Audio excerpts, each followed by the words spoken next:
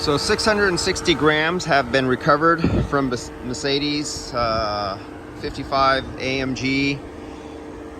The quantity required in this vehicle is 920 grams, so it is short on refrigerant, which it could cool nicely on a cool day in the night, where the outside ambient temperatures are, in the 60s, low 70 degrees.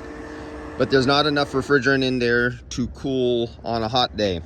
So after completing the recovery, now it's time to throw it on the vacuum pump and get ready to recharge.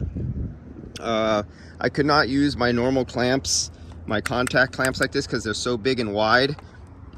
And these bends are so tight, and there's no room for me to get onto a flat piece of surface. So I had to resort over to the mobile clamps with this little narrow bird type beak, where I could get in there and get a nice good grip to get temperatures, both on the liquid line and the suction line. That was the only way I can do that.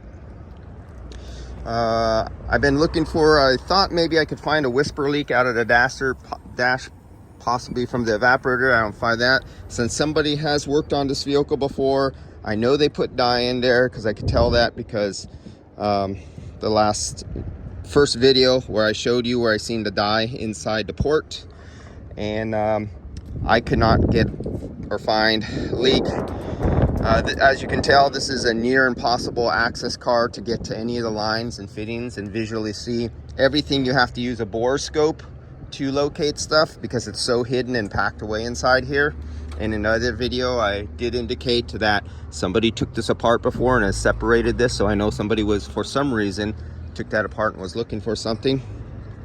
The fresh air induction on this vehicle comes from this vent right here, and it seals perfectly with these gaskets right here that seal right down, and you can see the sealing. There's a little outline of where it seals, and the outside fresh air goes right down here, right through the fresh air cowl, right to the cabin air filter, then into the blower motor, which pressurizes the air and pushes it across the evaporator coil.